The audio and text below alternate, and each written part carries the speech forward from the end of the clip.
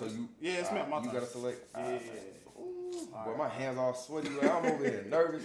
Okay. What do you think our most important similarity is? So we get this. I don't know about you, but I get this a lot. Like when I came in and I first met you. What year was it? What year did I meet you? It was during the while and it might have been the beginning of. So that's 2020. 2020. 2020. Okay. Fall 2020. Yeah. So I remember that was my first time meeting you, and from what I heard, you were telling me like, yo, like you the next Nigel, like you know what I'm saying? They're like, you the next Nigel. I'm like, who is this dude? Like y'all telling me I'm this dude, but I've never met you, and all my boys have met you already. You know what I'm saying? At that point, so I'm just like, I really don't know who this man is, and I remember, you approached me, and that event that we threw. It wasn't well orchestrated, like, organized. So I was going off the dome. Like, I'm literally going off the dome, trying to figure out how to make the event fun. But I was just, people like this. I'm a people person. So I'm able to feel, I'm saying, if someone doesn't feel included, I'm able to feel it. You know what I'm saying? So I'm able to just kind of orchestrate that together. And people are like, that's Nigel. You know what I'm saying? They're like he's a people person. And he feels really, really hard. You know what I'm saying? And I feel like a lot of people give me more, I feel like a lot of times people just kind of give me more than than I deserve, because they'll be like, Junior, you're so in tune, like you know what to say, this and the third. Nah, I'm just a very like emotional person, you know what I'm saying? I sympathize and empathize with others, so it's kind of like that part, like everybody keeps something like, this isn't, when I met you, I'm like, bro, this is like looking in the mirror. Like, I feel like, you know what I'm saying? I'm like, a lot of the things that I deal with. Facts. And then you know what I'm saying? I'm like, yo, like, let me talk to Nigel, because I know his mindset is the same when it comes to that. But I definitely think just the aspect of other people, like, we're very, you know what I'm saying? We're people. You know what I'm saying? Like, like in them terms. You know what's funny? Like, when you was talking, the first word that came in my mind was like charisma, for sure. Like, energy, for sure. Like, it's because it's like, we're people. You know what I mean? Like, people. That's what we walk in somewhere, we see all our friends, we see people sitting down. It's like, oh, what's up? What's good? How are you? You know what I'm saying? And that's just, I don't know, something about it that just like when we're in the room, like it just lights us up, right? But not to cut you off, but what I peeped though that really made me be able to confide in you and be like, okay, this person really knows me, is from the outside looking in. Junior and Nigel come into the room, they're the energy, they're the light, they're the this, that, and the third. But what about on the other end of the spectrum? You introduced that to me, being burnt out. You know what I'm saying? Not having the energy to be that charisma, because some truth is, like, you wake up some mornings, you don't want to be that, you know what I'm saying, that charisma. Sometimes you want another person to be that for you. You was that for me. Like, off no, you know what I'm saying? Like, you was really that for me. Like, on days where I come in, I'm like, damn, like, I really wish I had a Junior, you know what I'm saying, in my life to come. You got them puffballs in your head, you Powerpuff Girl, like, you know what I'm saying? But like, it's but at the same time, you peep that, you're like, yo, like, you burnt out, you tired, that's cool, that's okay. It's okay to not be that, you know what I'm saying, 24/7, you know what I'm saying? So when you told me that, I was like, oh yeah, this man understand, like, we in tune, so I agree with that. And what's wild, right? Because the first word I was gonna say was charisma. Yeah. But the more you talk, the second one to me is just emotional intelligence. Yeah. It's like there's a lot of guys on campus, right? There's not as many guys on campus who are emotionally intelligent. Like, I'm 27, right? I'm in a PhD program. Even with a lot of people who I talk to, they're not always as emotionally intelligent, right? But you were somebody who, from the jump, I remember walking to a room and you was talking, you were giving a speech, and it's how you communicated, what you said, but the depth in what you said stood out to me. It was like, yo, he's different. That's dope. He's different, because it's like you're more in tune with how you feel, and then how you communicate it, you formulate it in a way that really like connects. Like, you add the charisma with the emotional intelligence, and you mix it together, and how you talk about it, it's just something that to me it was just like, yo, boy, you thought you was talking about Nigel, because that's how, you know what I'm saying? It's like, I'm trying to get like you, bro. I swear that's the same thing with you. Like, I be hearing, like, we be in a lot of, you know what I'm saying, spaces together, different spaces, like a whole bunch of women. Even if we don't talk, like, I'll see you, Debbie, you're cool, and we're separate. Even then, in those situations where we're not even talking, when you're about to answer something, I'm all ears and I'm attentive, because the way you speak, like, I've literally, y'all, this is dead serious. I've literally been in a room where the room it's mad people, but it's a little dead.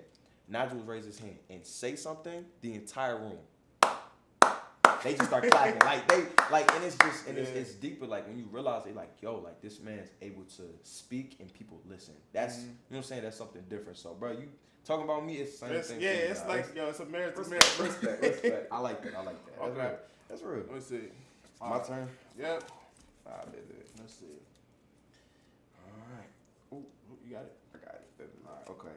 In one word, describe how you feel right now. Oh, I'm out. I'm gone. Wait, nigga, what? One word, describe how you feel. So take that one word. Okay.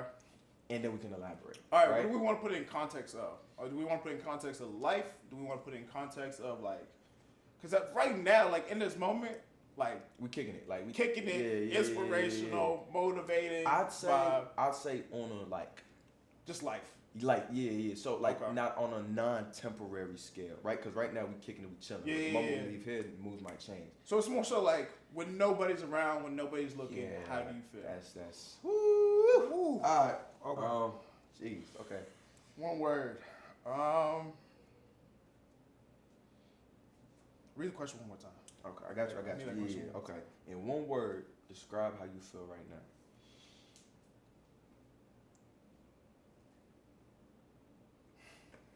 I would say One word, boy. That's hard.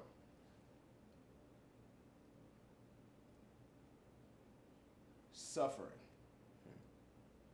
I say that one word in a rough but also a positive way, right? So I can't think of a word that kind of like accumulates both of them, but I feel like it's a mixture of both. And I would say suffering because I think in my mind, like the word I wanted to use was fighting. Mm-hmm. Like I feel like I'm fighting for my life right now, and not even in a sense of like. As a matter of fact, I'm gonna change suffering to fighting. Okay. I feel like I'm fighting. I'm fighting for my life in the sense of I feel like I'm just at a place where, you know what I'm saying? Like I want to be a great mentor to like all the people who I mentor. I want to be a good PhD student. I want to be a creative. I want to be all these different things for not just other people, but for myself. But I'm at this place where it's all hitting me at once. So maybe overwhelmed is my word too, right? So like it's probably overwhelmed. Like I feel overwhelmed because I think when I'm by myself, I recognize how much I have on my plate. A lot of it I tell people, a lot of people I keep to myself. And I'm in a place where I'm really just trying to almost stay afloat, right? Like I feel like I'm constantly drowning in the work I have to do, the obligations, the responsibilities. But I have a responsibility to stay afloat and still give everybody the best version of myself. For who? For you or for these other people? I think for these other people. And I say for these other people because I'm definitely 100% like a people pleaser. I'm 100% somebody who really cares. I care deeply about the people who care deeply about me. Mm-hmm. And I think sometimes almost like the persona of Nigel is just like high energy, you know what I'm saying? What we were talking about.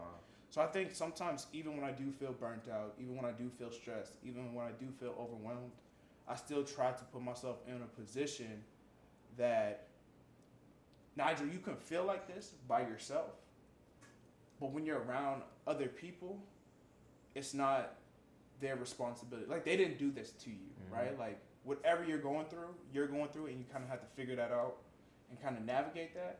But you can't project that. And that's the thing for me. I just don't ever want to project how I'm feeling on other people to bring their energy down. So I got a question for that. Mm-hmm. So how do you not project but at the same time let yourself feel how you feel? Because sometimes you can accidentally, and I don't know, maybe I'm just not perfect, but you can accidentally project when you're trying to give yourself room. So how do you find that balance though? I think for me, one of my greatest strengths is just being able to compartmentalize, right? Mm-hmm.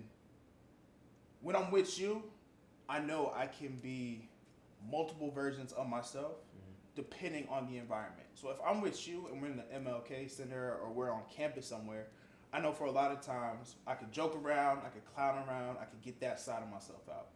If like I'm with you and we're just vibing on this, I can be more honest and open about the conversation. I think for me, it's like being able to read the room and almost just compartmentalize my energy of what needs to be in that room. And I think sometimes, and honestly speaking, like it's not always healthy, But I think I do a really good job of like when I am by myself, being able to like allow myself to really feel how I'm feeling, and being able to just know that in cases where I'm really down bad, like I always have people who I can reach out to, or sometimes I might just have to get it out, and then I'm reminded of how many people are actually like there for me. You know what I mean? All right. That is, whew, that's real. That's real. Yeah. I appreciate you opening that up. You know what I'm saying? Because that's vulnerability. You know what I'm saying? Being able to be like, okay, honestly, this is how I feel. You know what I'm saying? That's real, and I appreciate that. What about you? What's your one word? I'm over here thinking. I'm like, one word.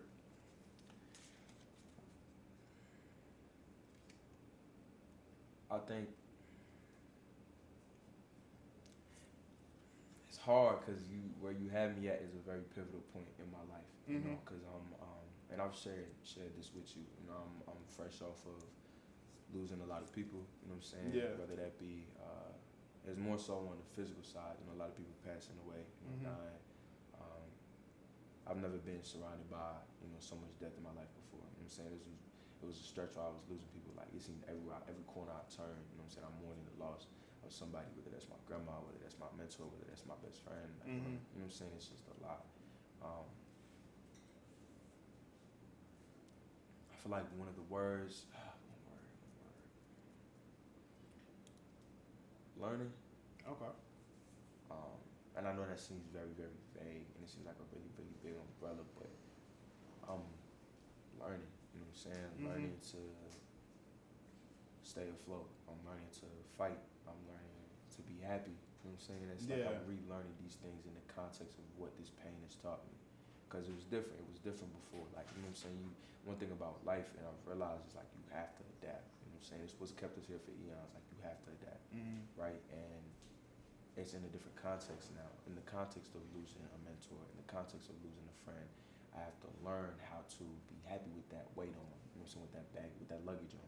You know what I'm saying? So it's definitely been hard for me. Like it's what I've been dealing with the past, you know what I'm saying, the past, last year, you know what I'm saying, past few months. It's like, it's more so just learning how to be me again, you know what I'm saying, but not faking it. You know what I'm saying, being authentic with it. And that takes sitting by myself. That takes having those, you know what I'm saying, those breakdowns, those conversations. I'm learning how to be me again with all those things, right? So I remember there was a point in time where I literally had to just be straight up with myself, like, nigga, you faking it. You know what I'm saying, nigga, you faking it. I don't know who you faking it for, because none of this shit really matters, but you faking it. You know what I'm saying? And it's like, and I had to check myself. And I actually talked to you about it. I remember talking to you about it. I was telling you, like, oh, like, I feel like I'm out my zone. And that was around the time I was trying new things, and I was doing this YouTube thing, and I took a break from it. And people was like, oh, where you at? Where you at? But, I pull up that camera, and when it's just you talking, I realize how stupid I sounded. Like, I'm over here like, yo, and I'm looking back at the video, I'm like, bro, that's not me. Like, I'm not feeling it. I'm not happy, right? So, it's been a learning curve. It's definitely been a learning curve. And where I'm at right now, I can definitely say, glory to God, I'm in a position where I'm better now than I was before. Yeah, sure. Right? So, like, I'm learning to be okay. Like, it's okay to be happy. It was almost a point where I almost felt guilty for enjoying life after losing these people. You know what I'm saying? It was a weird complex. It's real, yo. And I couldn't wrap my mind around. I'm like, but I didn't take these people out this world. Like, you know what I'm saying? Why am I feeling guilty? But it's like, why are you laughing and you just lost your grandmother to COVID? Why are you laughing and you just lost your mentor unexpectedly? Like, ain't shit sweet. You feel me? But it's like, no, like, this shit sweet. There's shit there that's still sweet. You know what I'm saying? Losing these people, it's personally showed me the validity of this life. You know what I'm saying? Yeah, it's like for sure. The fact, and it was almost sick to come to this conclusion, but it's like the fact that this is temporary. You know what I'm saying? The fact that this isn't guaranteed. And Martin Luther King, like, I know it's Black History Month, but Martin Luther King said himself, longevity has its place, but we can't be concerned about that, right? We can't. And it's the fact that it's short that gives us that, like, this fact that life is temporary, that gives us its true validity. So, holding on to that and losing these people, I'm kind of like, okay, like, this joint is really, really temporary, and I got to find a way to make it worthwhile. So I got to learn to be happy. I got to learn to do all this, but it's okay. Like, it's okay if I don't, you know what I'm saying, if I don't get it on the first try. It's okay if I break down trying to, you know what I'm saying? And I've had to be honest with myself and kind of give myself that grace, but definitely learning. So how do you make life worthwhile? I realized, my mentor, and I talk about him all the time, because, Dr. Patrick Walker, we call him Doc, we call him Sensei, right? I met him within the last year of his life or so, right? And that's something that's so important to me, because everything is very intentional. I believe everything in this life is intentional, from the air that you breathe, the words that you speak, everything's intentional. So the fact that he spent his last year with me, it gave me perspective on this life, it changed my complete idea of how to bring value to this life. I realized once he was gone, he's not there to speak anymore. He's not there to physically rub his hand on my back. He's not there for me. He can't be physically there for me like he used to be. But it's more so how he impacted me, right? It's how he impacted me and how he left an impact on the people around me. And I realized, like, yo, the stuff that he was doing for me physically was dope at the time, but really that's not what's there after the person leaves. Like, it's what they left behind them. You know what I'm saying? That's, like I said before, I feel like that's really what immortalizes us. So it taught me that, yo, what gives this life its value is how I affect other people.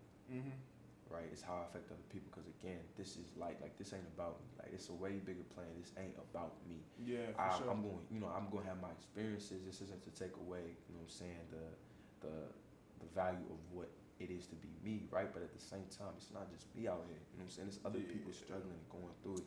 And I actually recently not recently, because I've been working with them for a while now, mentoring like little kids, giving back to little kids and stuff like that. Yeah, for sure. And I think in those moments when I'm talking to them, I remember after talking to these kids about time management or something, it was some lesson, right? And I was just off the dome. One of the kids came, and sometimes you're gonna catch some kids, sometimes you're not. You know what I'm saying? One kid in the corner sleep, and the other one's just looking at me. Yeah, just looking at me, just locked in. And I kind of see it. Still do whatever conversation over class over, they leave it out. And he come up to me, he's like, "I respect you." And then I go, he walk away. Like, how kids, they don't. Okay, that's all I have to say. For sure. Right, but for me, it's like, if everything I was able to say, in my own experiences, I realized that the pain that I go through and the things that I live through is not in vain. It's never been in vain, right? It's for me to pass on. So being able to speak to this kid, not knowing what he came from, what he's going through, knowing I can impact that and change that, and them seeing me outside of BMW being like, "Junior, like, that's my dog with the woo," like that, I realized, I'm like, yo, like, this is so much bigger than me, and this makes me feel valued. Like, this makes me feel like this life is worth it. Those are the moments and the instances where I realize this is maybe this is what I'm here for, to impact other people. So that's what gives my life value. That's what brings value to it. Nah, that's fire, bro. Because you can always turn your mess into your message, and I think like a lot of say it again. Hold on, don't just go over that like you said what, my boy? Bro, you can always turn your mess into your message, right? Nigel Marcellus. That's hard. Go ahead. But it's one of them things, man, where I think, we go through a lot, and the stuff that we go through really does shape us. You know what I mean? And a lot of times we can choose how it shapes us, right? We can turn it into purpose, and we can give it purpose, and we can give it meaning, and we can share it with other people in hopes that it helps them along their journey, whether they listen, whether they don't listen, but being able to just make sure, you're sharing this message in hopes it can help people, or you can dwell in the pain, and you can live in the pain, and you can allow that pain to, keep you feeling and going through almost like the hamster wheel of those emotions over and over and over again. What? Yeah. And I think, I'll be honest with you, like, it's not always easy, because there's definitely things like in my life, right, on a spectrum of pain points that I haven't gotten over, right? Childhood traumas, or, my younger child or inner child that I'm still stuck in that pain hamster wheel, right? And I need, of course, like therapy and time and a lot more healing to get over those. But I think what's powerful about people, and what's powerful, especially about what you're saying, is being able to take, those lessons, good, bad, or in between, and being able to craft it and communicate it in hopes that's going to help somebody else, right? And I definitely think that for sure makes life worth living. And I think the second point for me, and I know this is you too, because we talk about it all the time, is just appreciation for like what we have now, right? Appreciation for these moments. What did J. Cole say? This beauty in the struggle. Beauty, man. You know what I mean? Thing, all that. Beauty Ugliness in in the the struggle. success, man. And all then that. really just being able to just appreciate it. Like even in my lowest moments or moments when I'm like really burnt out, I'm tired, I'm over it, I'm ready to throw everything away. Remembering how many people like really do love me. You know what I mean? How many people I really do love. People who care about me. You know me, I walk everywhere. Yeah. All the people who will be like, get in the car. Get in the car. Get in the We'll car. take you. You know what I mean? Like, yeah, it's crazy. and like I remember I read somewhere like people will tell you I love you every single day in different ways. And I started listening to that. Like all the times people tell me like, yo, get in the car. Yo, I can take you to the store. Yo, do you need anything? Hey, big bro, little bro. You know what I'm saying? Like different ways people communicate and they say I love you. And for me, getting to a point of like true appreciation was being able to recognize all the times the people who I really care about, the people who I love, and even people who I don't know. How many times they say I love you without even recognizing it. And then once I kind of recognized that in myself, just getting to a place of being like, every single day people hate for no reason. How can I love for no reason? How can I show somebody, regardless if I know them, I don't know them, how can I show them I love them?